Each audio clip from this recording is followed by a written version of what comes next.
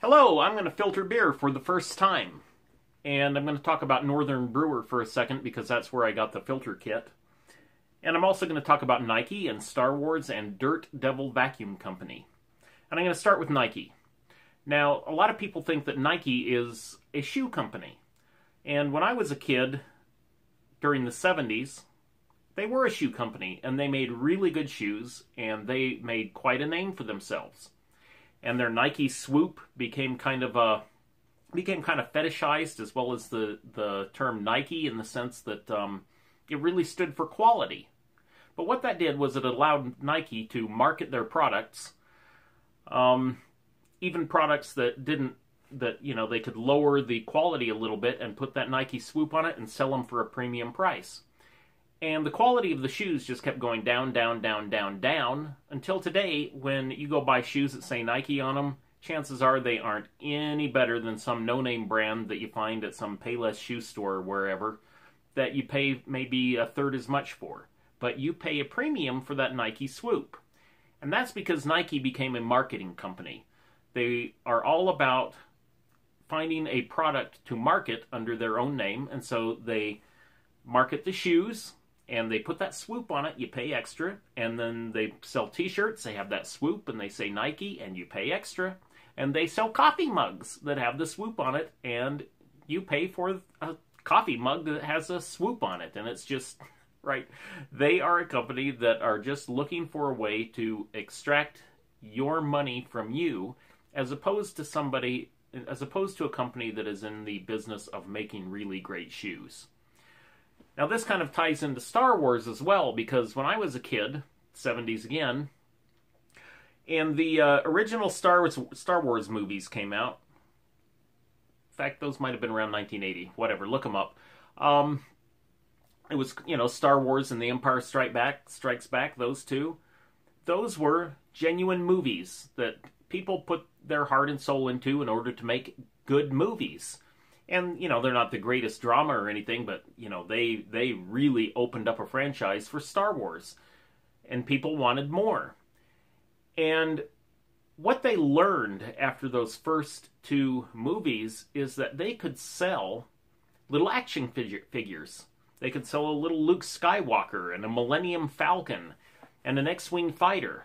And they could put novelty cups into McDonald's, and McDonald's would pay them to include a novelty cup with a Happy Meal and little lightsabers inside the Happy Meal. And so it all became about merchandising. And when the third movie came around, whatever that movie was called, I can't remember.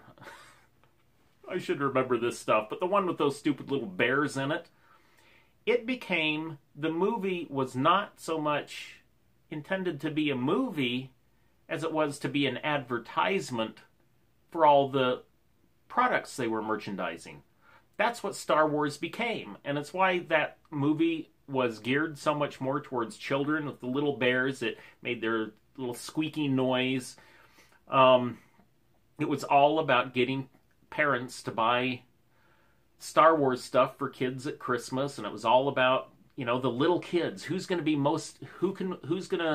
be the best target audience for the merchandising is what the movies became about.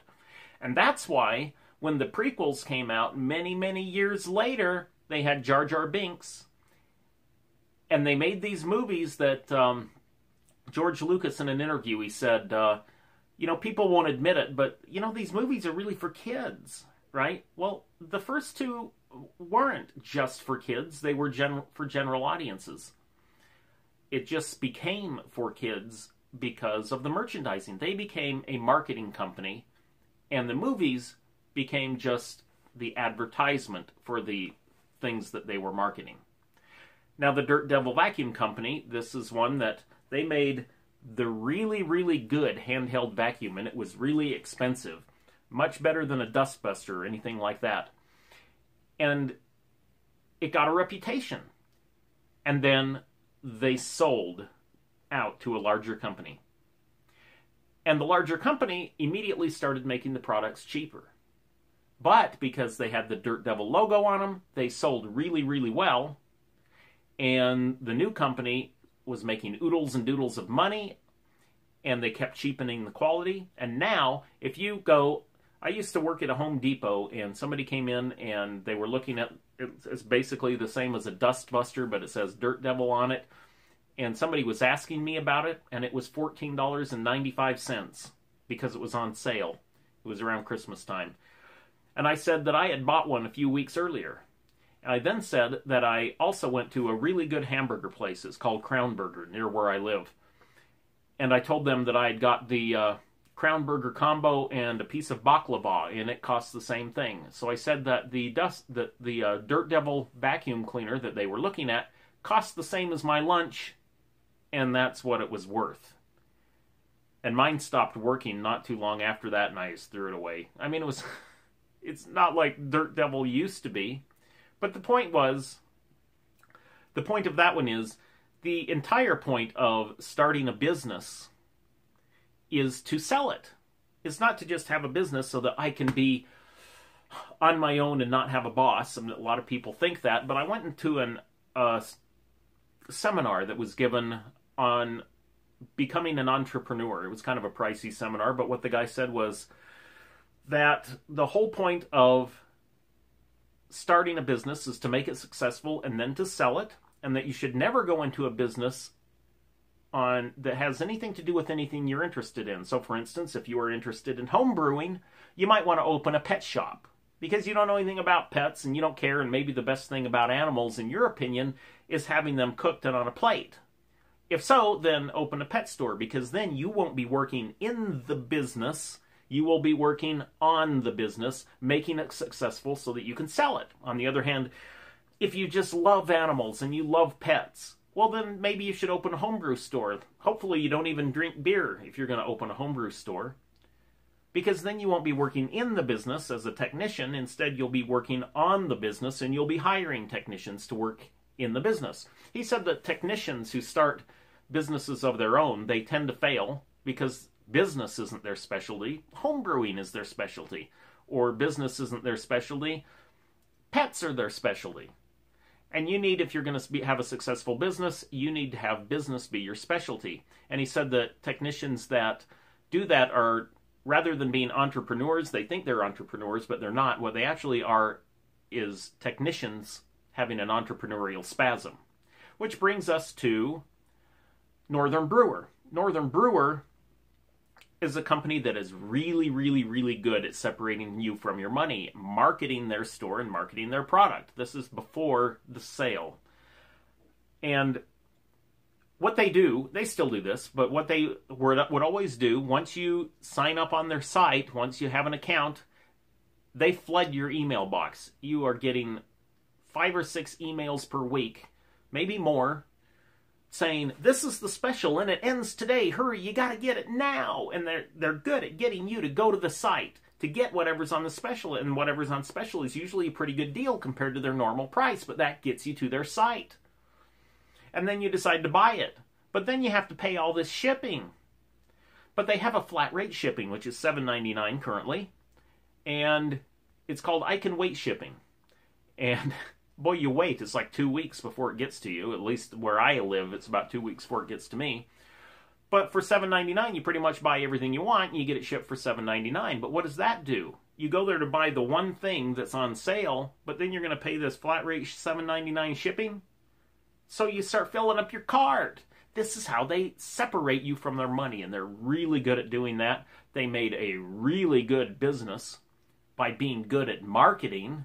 I'm not saying that the technicians aren't good at homebrewing, that they're not a great homebrew store, but I'm saying that their main business is just to separate you from your money by being a really good marketing company. And then what did they do? They did what every good businessman tries to do. I keep trying to get my computer not to shut down. Anyway, what did they do? They sold the company. That's the whole point of building a successful business, is to sell it. At the same time, if you build a good, nice car, whatever you build, I don't know, a desk, the point is to sell it. If you build a business, the point is to sell it, and that's what they did. Anyway, that brings us to this. This is called the Draft Brewer Beerbrite filtration system. And I bought this. At Northern Brewer, this thing costs $80. And this was the one thing that they had on sale. That one thing, that one thing being 20% off. And I had been looking at this filter system for a while, and I was thinking, you know, I should get one of those. And when this promotion came through, it said 20% off any one item, right? You only get one item, but then you fill up your cart. So, $79.99, 20% off, $16 off, right? So, instead of essentially $80, it was essentially $64.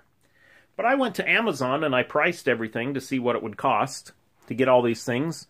And as it turned out, it would be right around $65. So basically, I got them to assemble the parts and get everything put together for the price that I would have paid at someplace less expensive like Amazon. By contrast, though, this thing, let me take a look inside. Okay, this right here, $29.99 is what Northern Brewer wants for it. I bought it for, I think, $19.99. No, $18.65. I got that from Amazon. Now, this is the thing. I doubt I could have found it any less expensive at any other homebrewer store. But it's just a water filter housing, same as this one. And you get those things from hardware stores or from Amazon. And so I went to Amazon and got it like $11 less expensive. So, meanwhile, these things, they came with the filtering system, the Beerbrite system. One's a 1 micron, one's a 5 micron thing. But these, I got 4 packs, 1 micron and 5 micron, for about $10 a piece. 4 a piece. 4 in each one. So, much less expensive getting from Amazon. And then I bought, you know, some parts and stuff like that in order to upgrade this thing. And I'll show you the upgrade when I really get going on this. And I'm not going to do this video all at once. So what you're going to see is me looking a little different in different parts of the video because I'll have changed clothes and things. I'm doing these on a different day. But one of the things that I bought, you know, I had to fill up my cart because that's $7.99 shipping. One of the things I bought is called caribou slobber. And the reason I'm going to be doing some filtering is because this is my caribou slobber. And if you notice that that little S airlock, it is not level at all. And it has been 33 days, I believe, I think. 32 or 33 days. Now, an interesting thing about this caribou slobber, sorry about that, interesting thing about it is that I originally had it in my, this thing right here, my Cooper's fermenter, which, of course, no airlock, and that worried me after it looked like the primary fermentation had stopped. I didn't want oxygen getting in there, so I transferred it to a secondary where I wanted to make sure that it fermented some more to make sure there was no oxygen above it. So I took one of those little carbonation drops. It's basically a little flavorless hard candy that you drop 2 of them in a 740 milliliter bottle when you bottle your beer so that it will carbonate, self-carbonate in the bottle. I took one of those and dropped it inside my big fermenter there, and boy, it was going like a rocket within a few hours, just chewing up that carbonation drop. But a few weeks later, I noticed, hey, wait a minute, this thing is bubbling again. Why is it bubbling? And I thought, oh no, it's because spring. We have warm days and then cool days, and I'm not maintaining temperature very well. Primary fermentation's over, right? So I thought, you know, when it cools down, maybe it's sucking air down through the airlock and into the fermenter. And then when it warms back up, it bubbles back out. And I thought that's what it was. So I star sand yet another one of those carbonation drops and dropped it in there, thinking, you know, well, it'll blow out the carbonation, and then I set my thermostat to keep a steady temperature. Well, it turned out I was wrong. That isn't what was going on. It wasn't sucking air into there and then blowing it out later. It had just started this constant fermentation. I've had one other beer do this, and turned out that beer was actually okay. And I expect this one to be okay too, but I want to get it out of there. I want to get that fermentation stopped, and so I'm going to try to filter all the yeast out of it with a 1 micron, well, first it's going to go through a 5 micron filter and then a 1 micron filter, and that's why I'm doing this video now.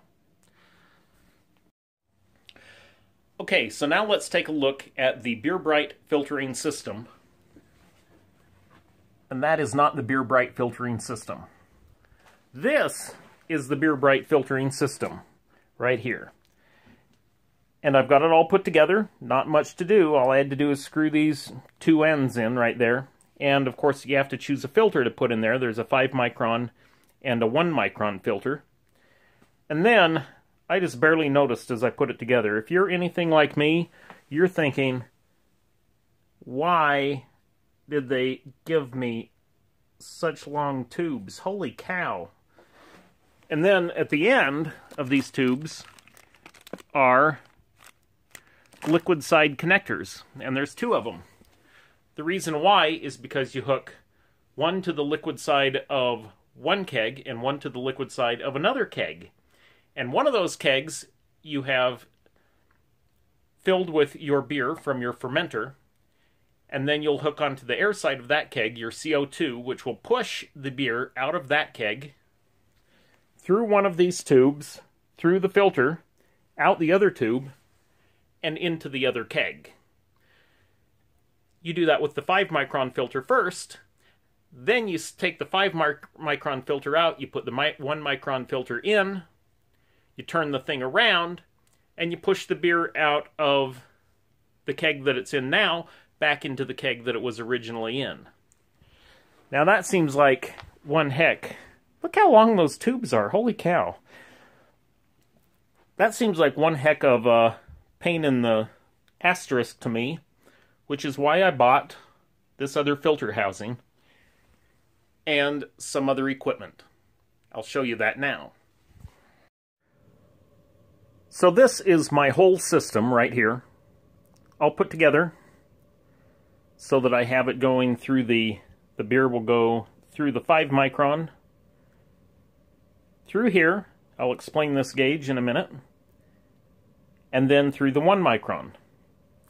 And there's this little curious piece here, came with the Beerbrite system, and before I explain that, I need to get back to why I sort of gave an explanation for what Northern Brewer is.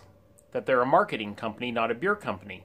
Their primary business, their primary expertise, isn't homebrewing.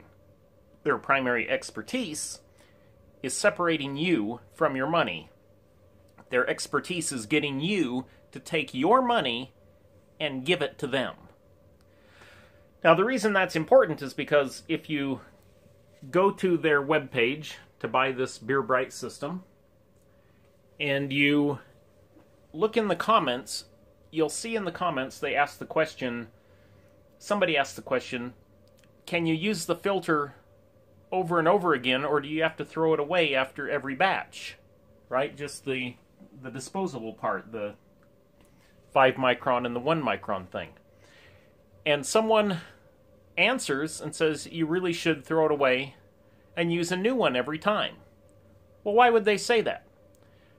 It's to separate you from your money. You have to keep buying a new filter over and over and over again. And I think they sell them in 1-packs. Maybe they have them in 4-packs. Maybe I'll put that up on the screen if I look later.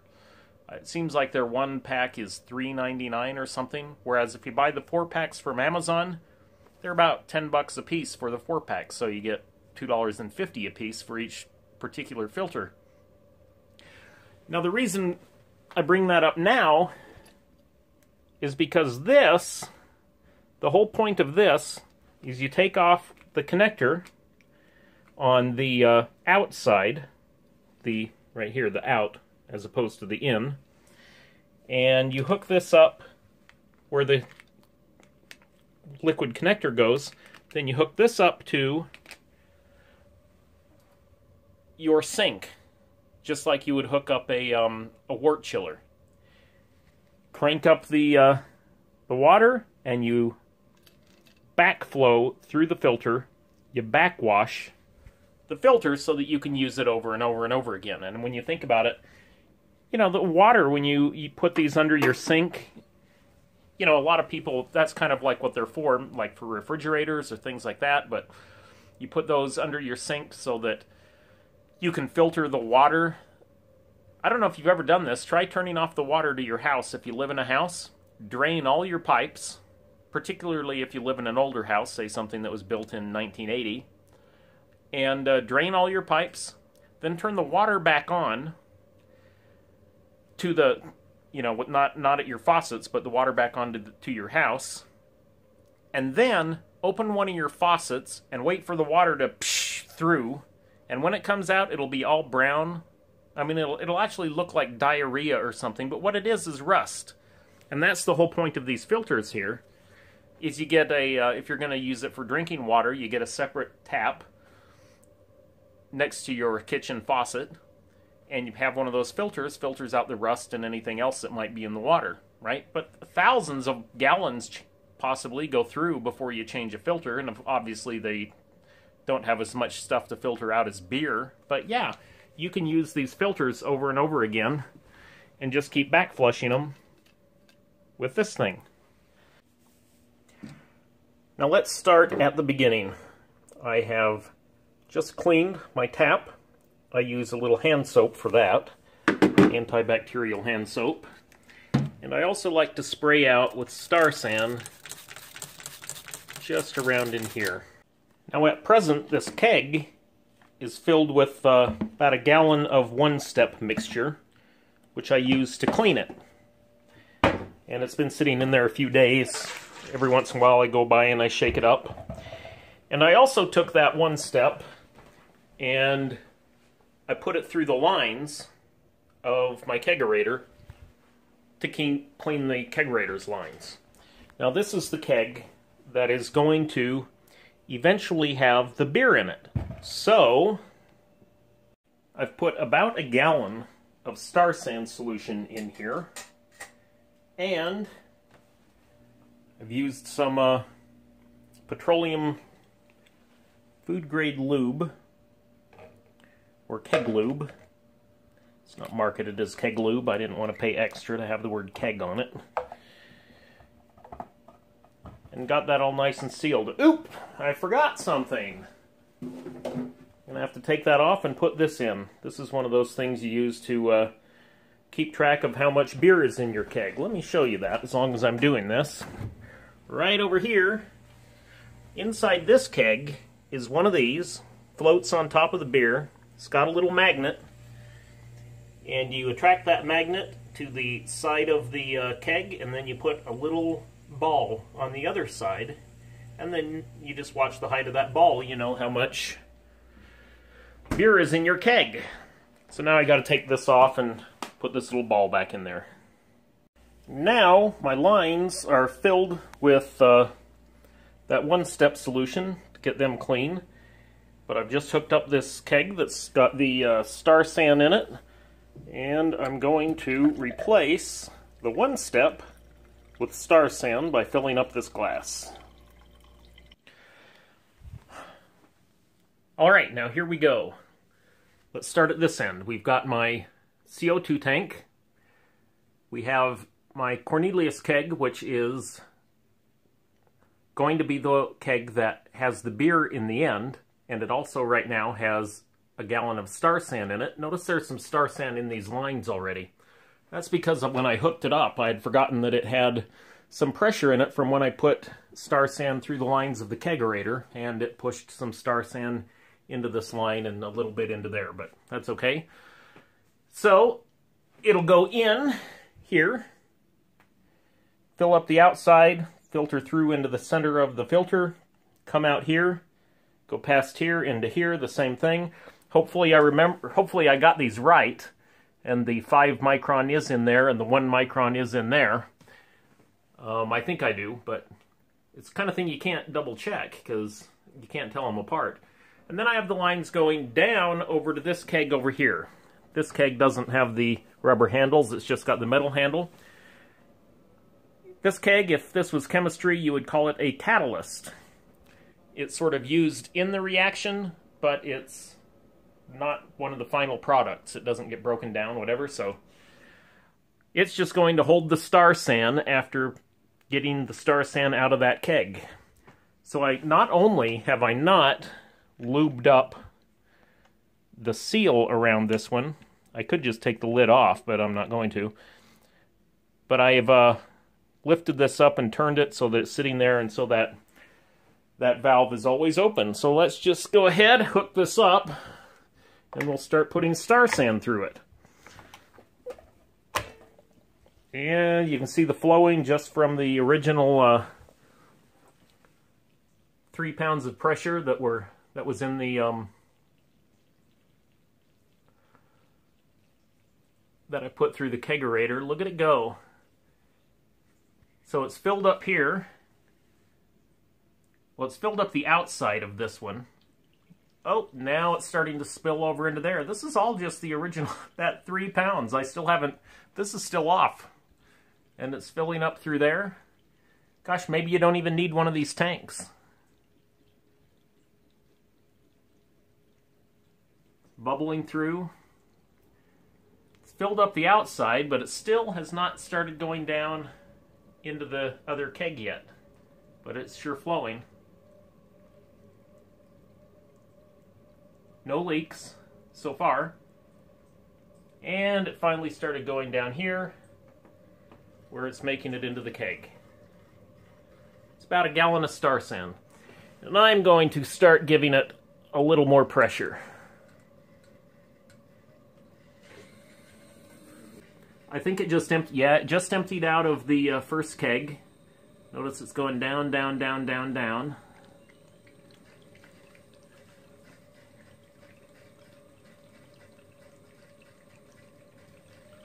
Up here it's bubbling and gurgling, and over here now it's going down, down, down, down, down.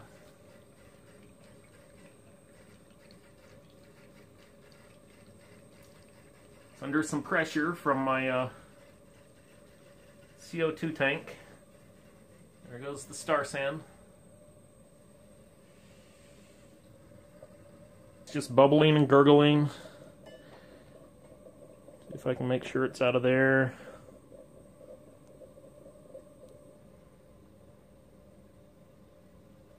I'm not a big fan of mixing star san in my beer. I know people think, oh, it's just fine, right? Same people that are afraid of pollution and all kinds of other things that we breathe every day, and some people don't like to have anything they can't pronounce on their ingredients of something that they buy to eat. But then they'll just go ahead and put star san in their beer. I don't know. And I just got a drip up here from me lifting this up and twisting it. Came out of this one, it looks like. I'm not going to worry about it, though. What I've got now, I have, you might think, well, I have an empty keg because I've pushed all the star san out. But it's not empty. It's full of CO2. Now I've moved it all aside. It's still bubbling. I can still hear it as that keg loses its pressure. It's bubbling. Speaking of bubbling, this thing has been bubbling all along. Now I took a sample out of it, and that's why the star san has moved over to the other side, but, you know, it's been burping while I've been sitting here. So, after all these weeks, still burping. Doesn't seem like a good thing. It's definitely a little bit carbonated, and you don't want to be doing the filtering while it's carbonated. At least that's what the instructions say, but nothing I can do about it, really. Looks like it's about 1.008, though. I'm going to give it a little quick taste test.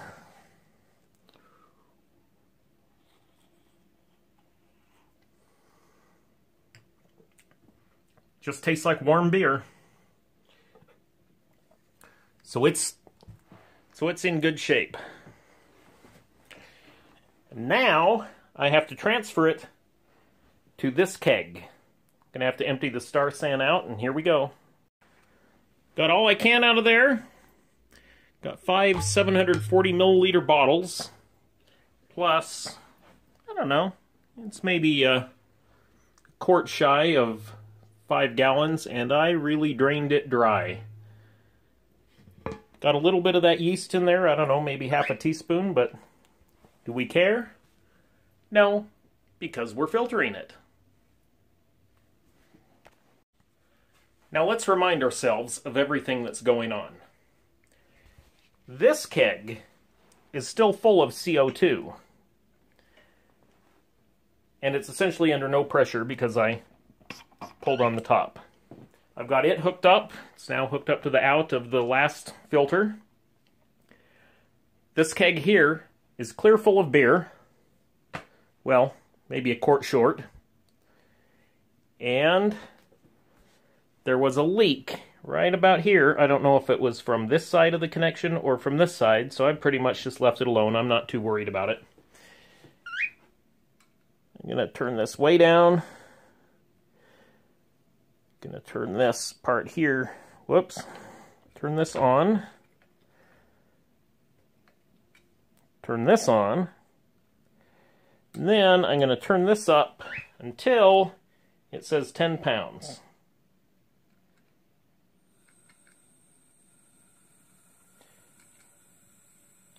And you can see the beer is starting to go through. I don't have it up to 10 pounds yet. It's up to, I don't know, there's 5 pounds. And there's, okay, 10 pounds.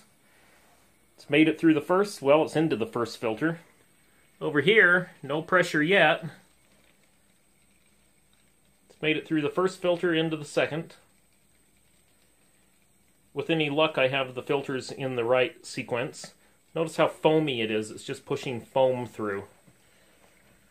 And eventually it's going to build up enough pressure because this is closed. And you can see right here,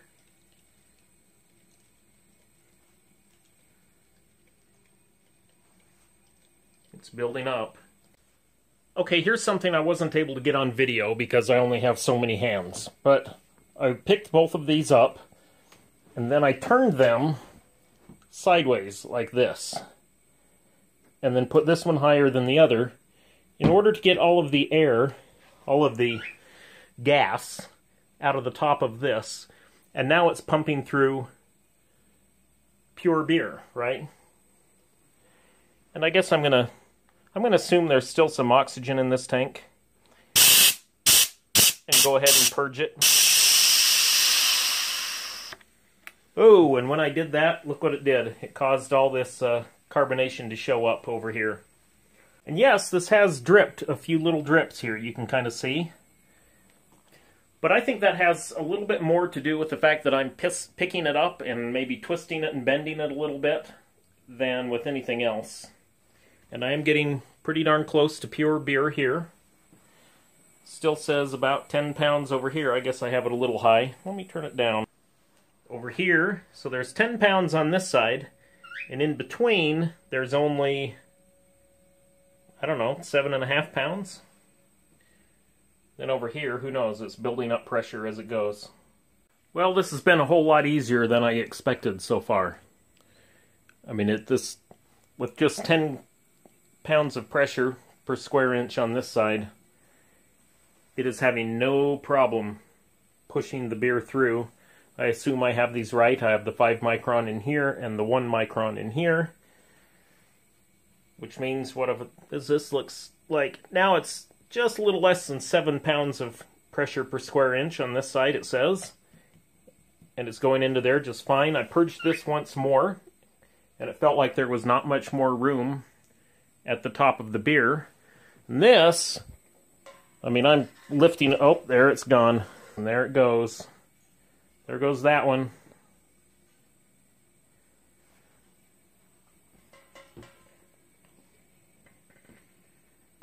Draining, draining, draining. See if I can help it out.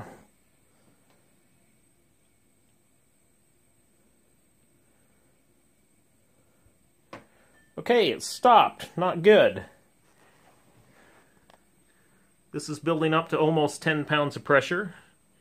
Gas looks like it's going through there, so it may not actually even... This may be kind of a way to waste some beer. Letting off some pressure is allowing it to go through there, yeah. So, I'm going to have to use some ingenuity to get the rest of the beer out. So that was kind of interesting. A lot easier than I expected it to be. Still pushing foam through. I suspect that if I do this, I'm going to pull this up. Let's see what happens up here. Look at that. Now let's take a look before I clean these, because this is interesting. This is the, hopefully, the 5 micron filter, and it's pretty dark. It filtered some stuff out of there. What I think is the 1 micron filter looks pretty clean. It's possible I have them backwards. I hope not. But if I do, that tells us that you could just use a 1 micron filter and skip the 5 micron filter altogether. This is the attachment for cleaning. I'm going to crank up the cold water. And, wow, look at that. We just blew a lot of beer out. There's still quite a bit in there. Maybe I should have taken it apart and dumped the beer out first. And now to back flush this one.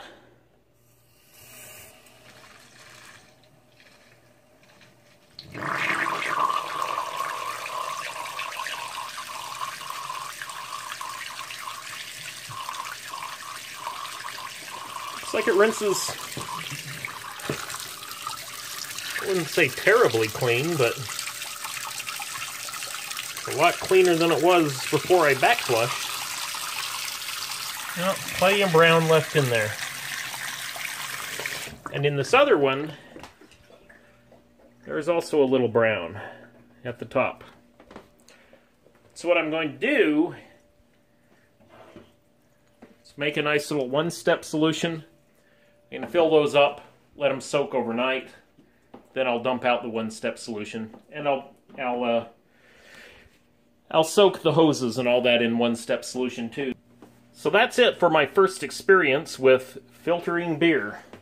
Got all the hoses soaking here in a solution of the one-step slippery stuff. And these are filled with one-step. I put a little label on each one, 5 for 5 micron, 1 for 1 micron. I hope that I actually have the 5 in the 5 and the 1 in the 1. If I don't, well, I'll change them soon anyway. And when I do, I'm just going to put a little mark across the top. Maybe write a little ring around the top of one of them, say the 5 micron one, so that I'll always know that the one with the black ring around the top is the 5 micron filter, because if there's a way to tell them apart, I don't know what it is. Now, once the Caribou Slobber review video is complete, I will put it at the upper right. Until then, it'll be just something random over there. And I will put a different homebrew video down at the lower right, and if you'd like to subscribe, that'll be at the lower left. And there's a mystery at the upper left. See ya!